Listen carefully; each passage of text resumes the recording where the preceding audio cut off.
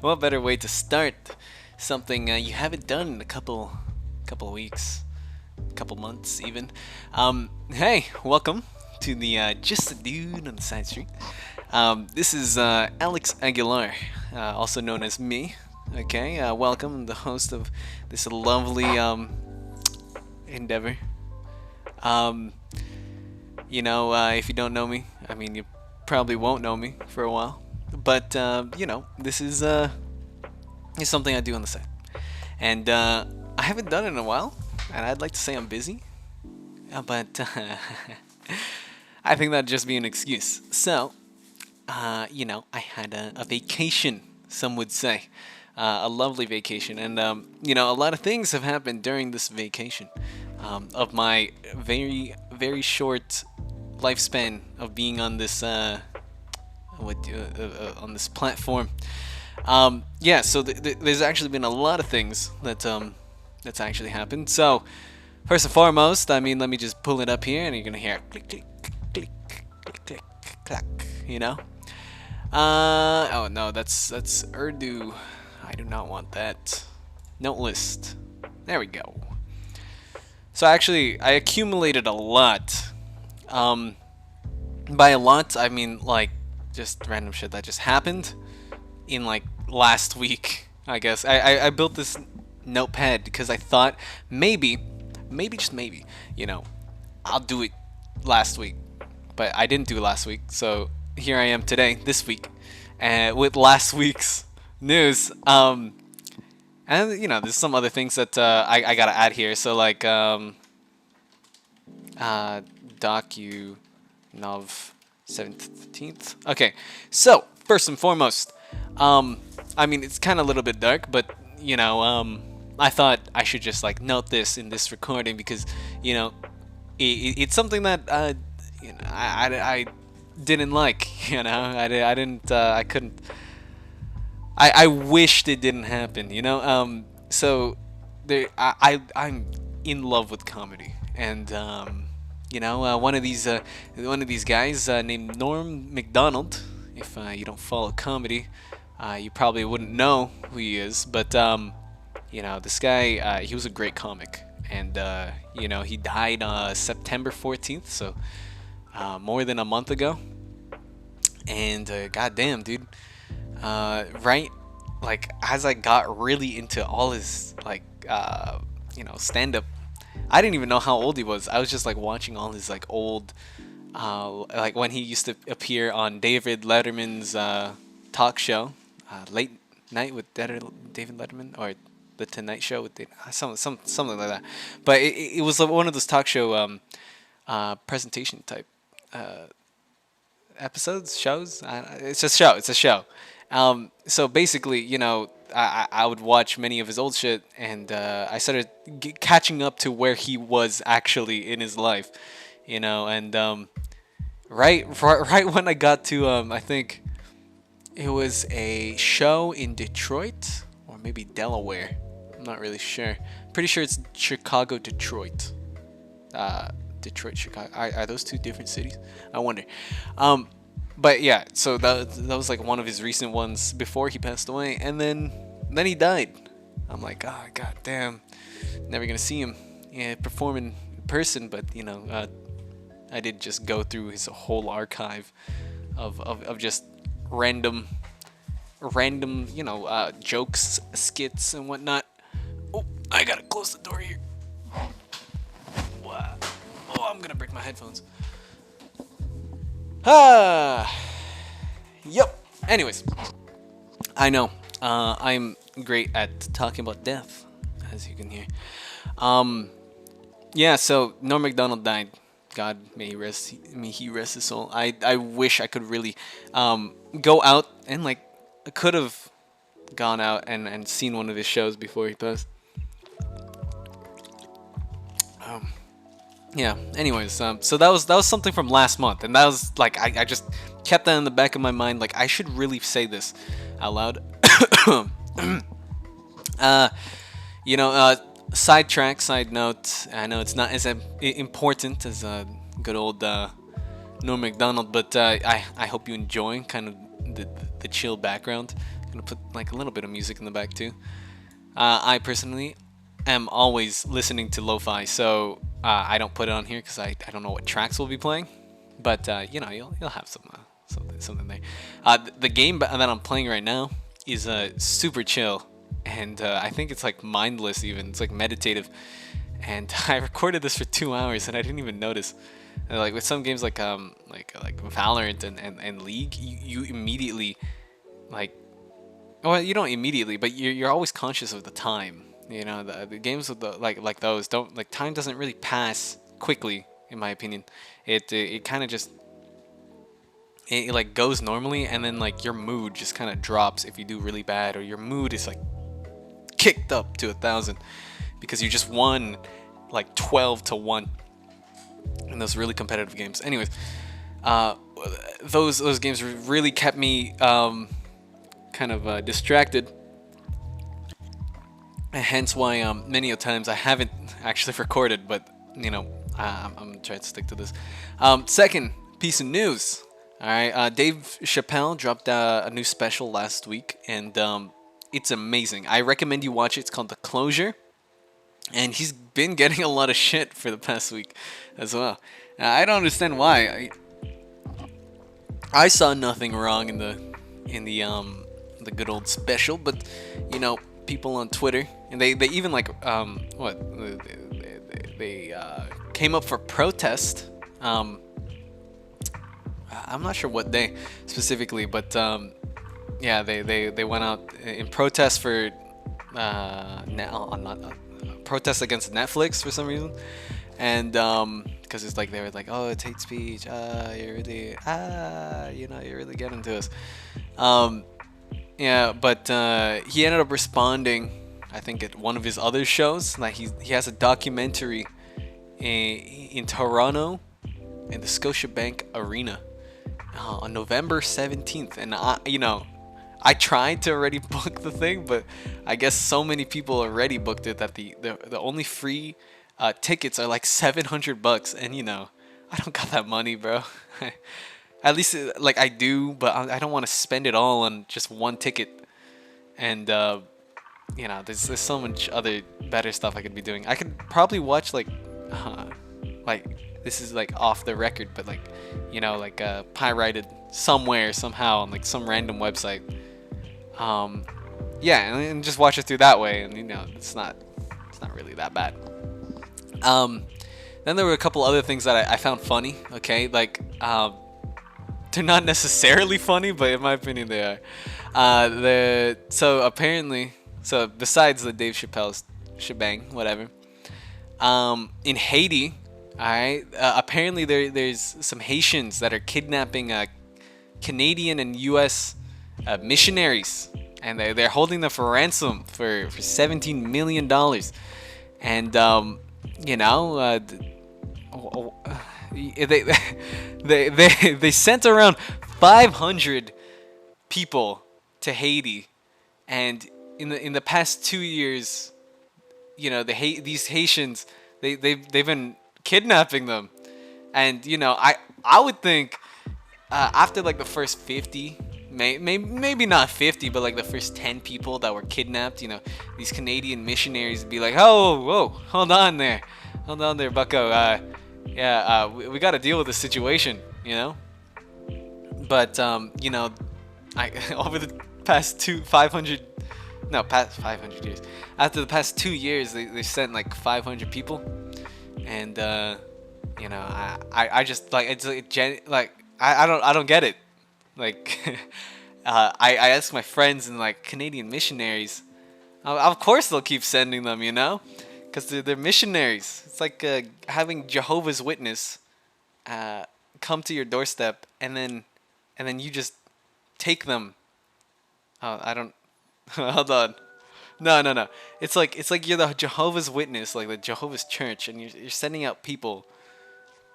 And you know, no one likes being interrupted by these people. Maybe some people that like, you know, they're new.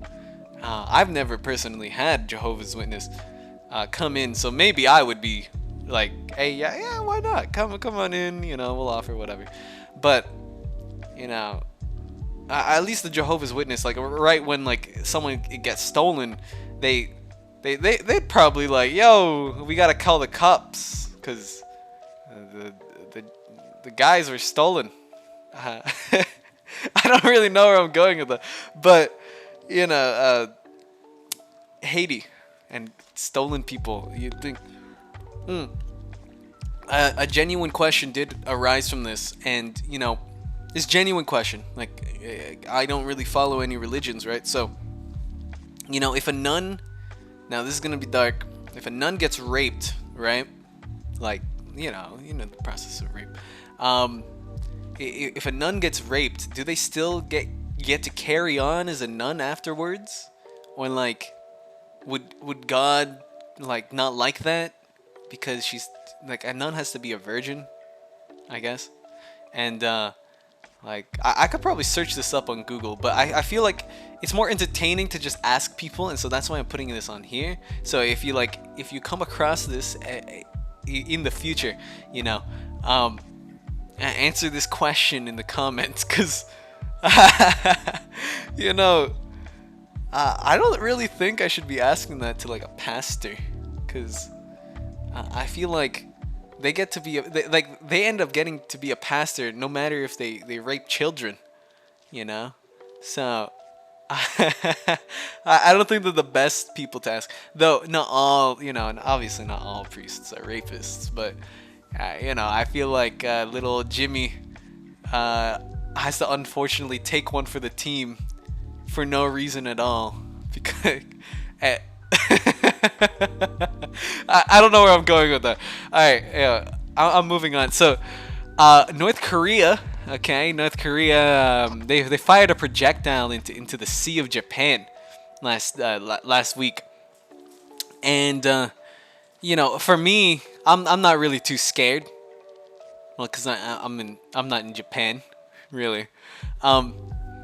And yeah, well, they sent a projectile in the Sea of Japan, but I feel like it was intended to hit Japan, but they kind of just missed, cause like I think that, cause you know, the North Korea isn't really well known for you know, their top quality society, their robust societal structure. So I just feel like they would barely have the resources to even make the missile. But yeah, and you know, there's also the fact that, like, you know, people are saying that Kim Jong-un has a body double, but I feel like that's just demoting the fact of him trying to lose weight. You know, his weight loss journey. I feel like it's just kind of it's kind of taken over the narrative. I don't know.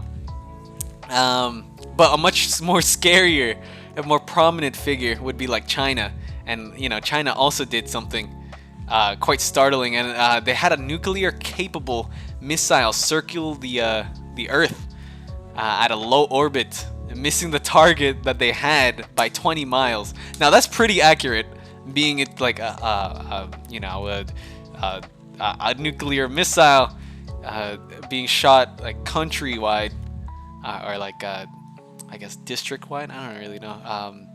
But it being fired 20 miles off its target is not that bad, especially because they could probably they're probably refining that right now. You know, it's apparently a hypersonic launch, which is supposedly undetectable once it like leaves and goes into airspace. So that's scary, bro. That's more scary than North Korea. I feel like North Korea, they just, like, I don't know, they've done some really weird stuff.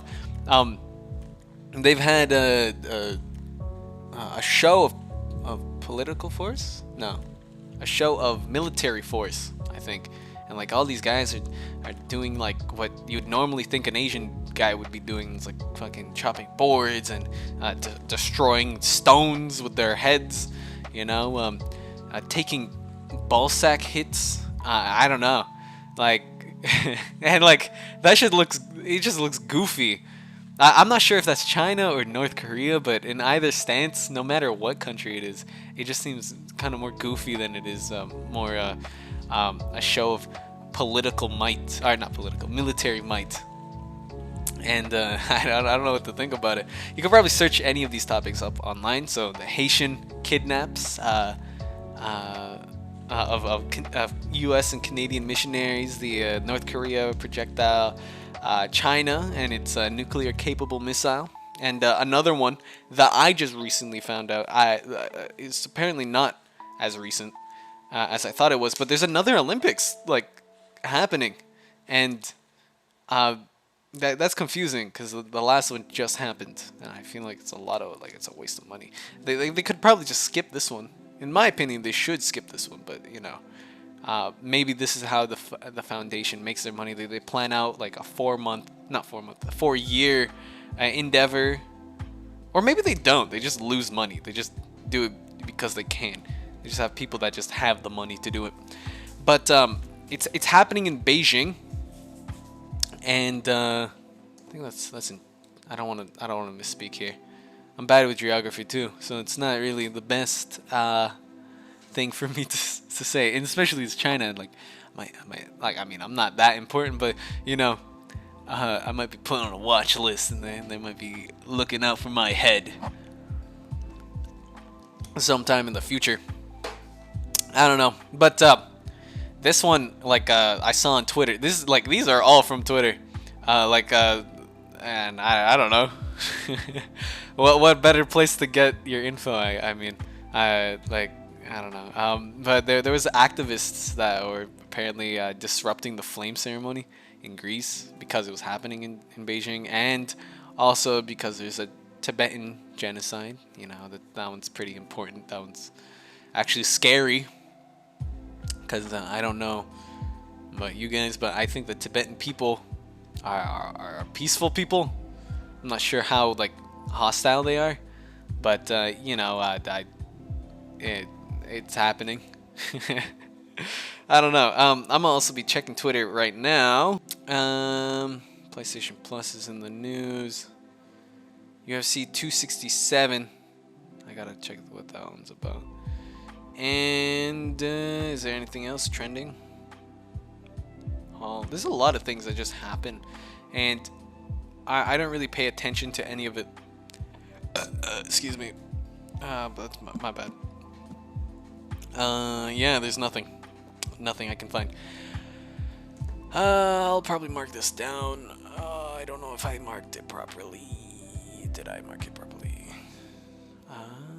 Maybe I didn't. I don't fucking know. I don't know how to use this software. Maybe that's marked. I'm not sure.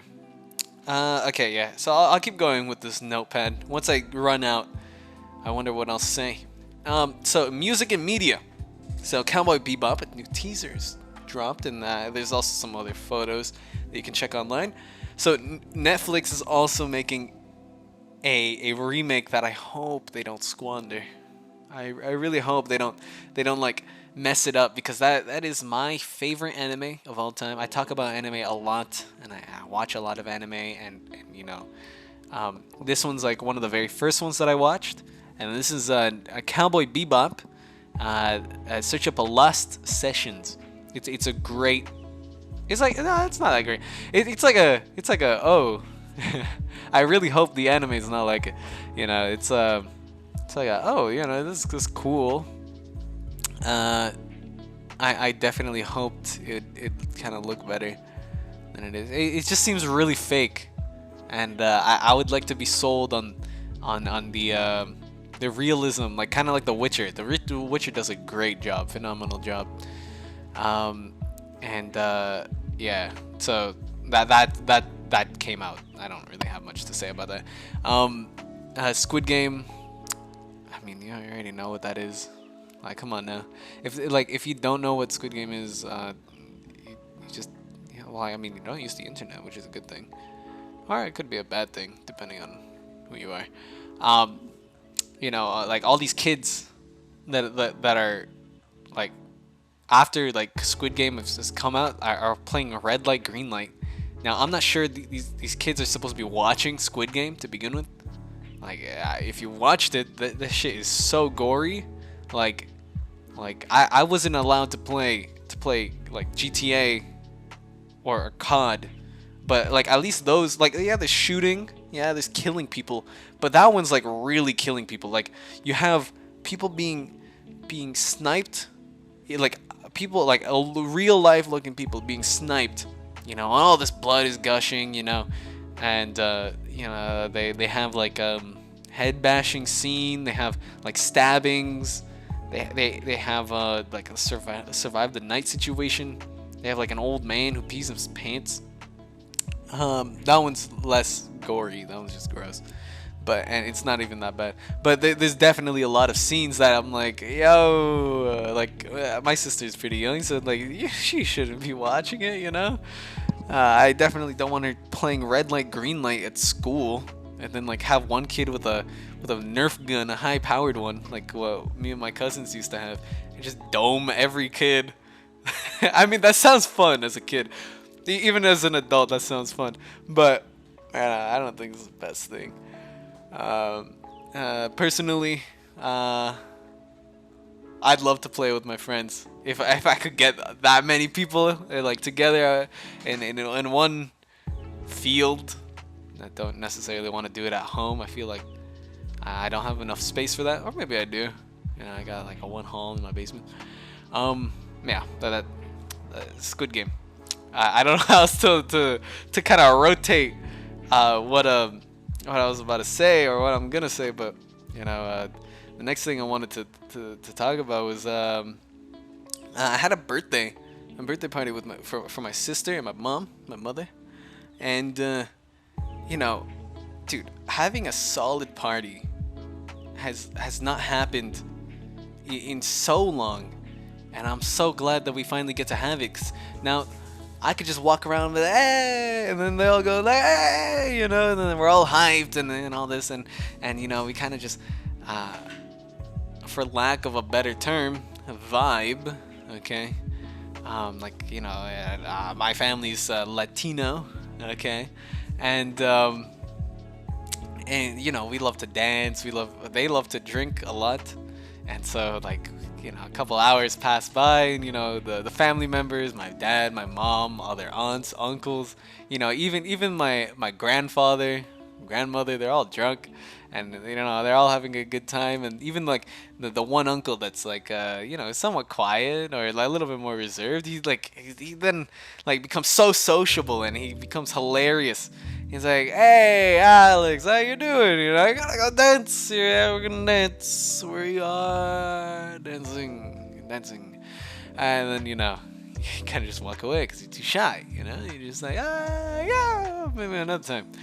But like stuff like that happens, and, it was really fun to have it after 2 years because COVID kind of just whoosh, and then like COVID lockdown came and then whoosh, and then the restrictions, can't have more than 10 people, but you have more than 10 people in a family, Lamau. Yeah. Oh God, I'm not gonna say that ever again, Lamau. But yeah, it was fun to have family together, a giant big family.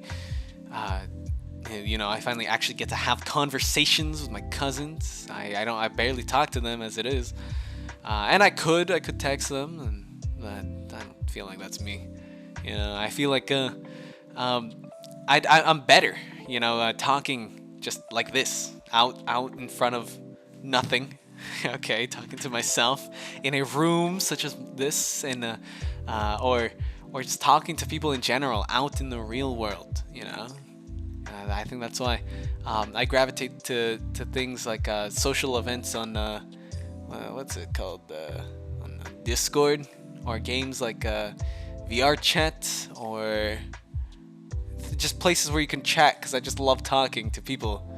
Not necessarily talking, because I feel like I'd be the most boring in the conversation, because some people come from maybe the ghetto, or some people come from like really posh places, and it's a different perspective. My life in comparison would be boring, mainly because it's not my life that I'm hearing. It's someone else. It's like watching a movie, but like auditorily, and it's really nice. It's very calm, some would say.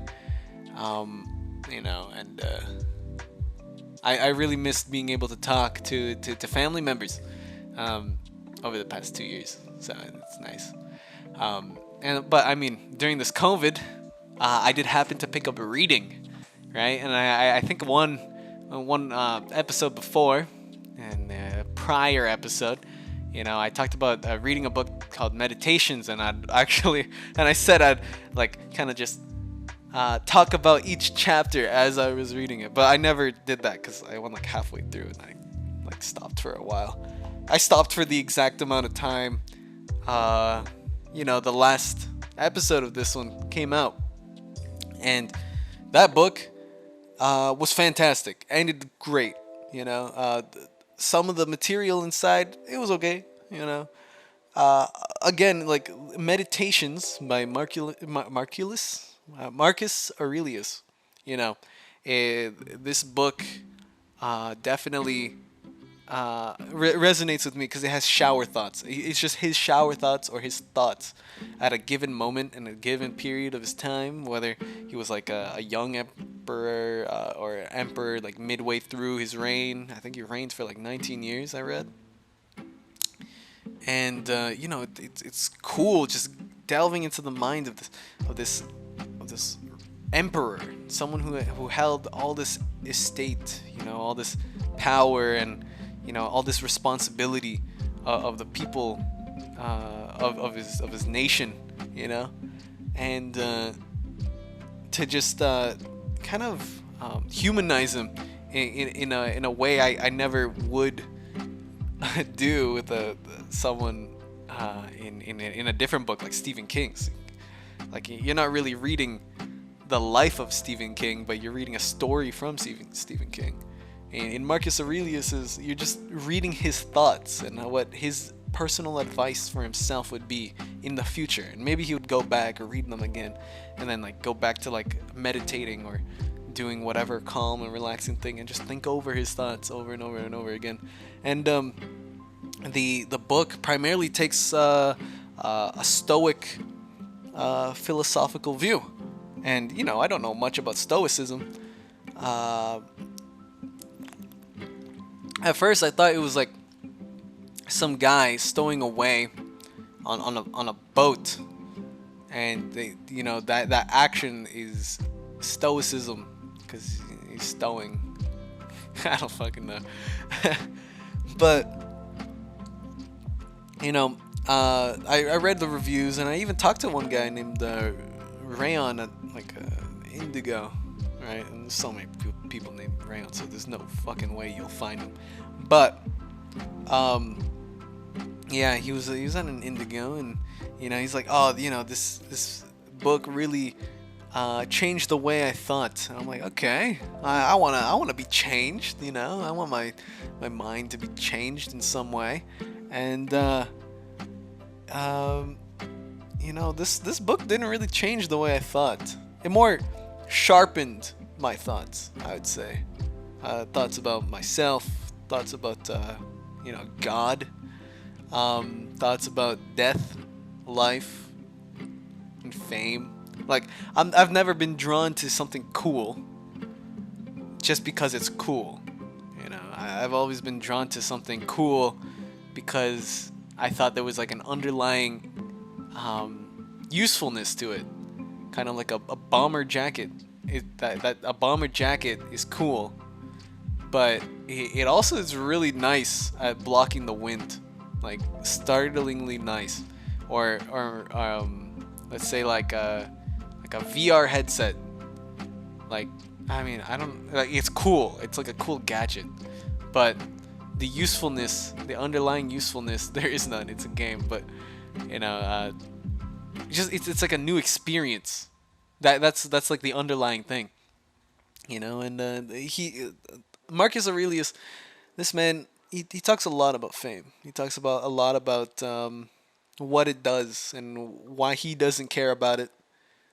And which I think is a lie. I feel like everybody, in some regard, cares about fame, cares about recognition, and the way he describes it, it's like you don't need it.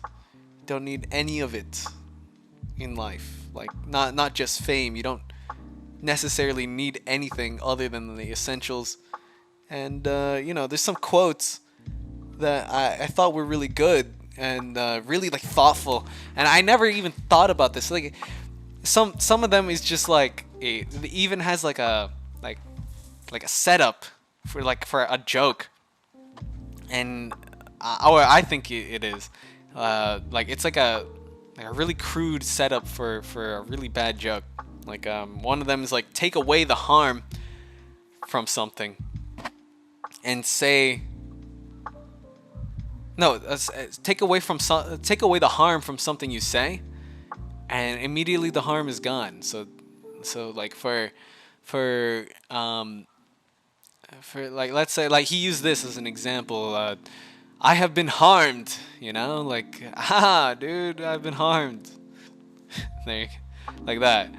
And immediately you don't feel as bad. Maybe you do feel bad, like maybe being robbed, right? Well, you don't have the money necessarily because you've just been robbed, but maybe you can react more logically if you just remove the emotion from it. So like, oh, I'm like, you're robbing me, and oh, stop robbing me, dude. I'm not really sure saying stop would really help the situation, but maybe you'd be more logical. You never know. There was also another one where he was like, when he talked to strangers, always question their ideals. Question maybe what their opinions on life and death are, their opinions of good and bad, what their thoughts are on public shaming and fame, and then their thoughts on money and all this other jargon, and I personally never think of that, and I think it's a great way to even open conversations, or just even have a better conversation than I normally would, and I take that away from it, and then there's the one last one that I apply to jealousy, and these are like 3 out of the hundreds of random thoughts that this stupid guy had. I say stupid, but in respect, he's not stupid. Okay. Seeing as he ruled an empire for 20 years before dying. So I mean, but yeah. So the last one's like about jealousy, and jealousy is merely a result of your thoughts, like your own judgment. It's not even like the situation itself. If it's like if a situation arises, it's not because of it. Even like let's say, because jealousy really happens when there it's just an action. Anger is what happens when you're hurt, right? So like cheating, you can't really say that there's jealousy and cheating, because that's like the first thing that pops into my mind. Might not be the first thing that pops into your mind, obviously, but let's say for jealousy, like let me see if I can pull an example out of my ass. Let's say your significant other, like a friend of theirs just happens to be a dude. Let's say you're a dude in this situation, or you're a lesbian, a really manly lesbian, right? And you're aware that the other person is attracted to the male sex or female sex, whatever. It's a very malleable example. Okay, it could be a girl or a guy, but let's say that your significant other is going out with this person by themselves, and it's like a one-on-one. You would consider it a date in normal circumstances. However, it's a friend, and they say it's a friend, and obviously that's prone to precaution for just anyone, especially if it's a random dude. But there should be no jealousy inherently in that, but only after something has happened and they choose to choose to purposely, that's the word, purposely hurt you. That's only after. But what was I saying? It's not it's not that like going out that's bothering you. It's more like what you think they'll do and what you're judging them to do. And I feel like that's really like obvious. Like if you really compartmentalize how just jealousy works. Like yeah, that's basically like anyone could know that. Everyone probably knows that.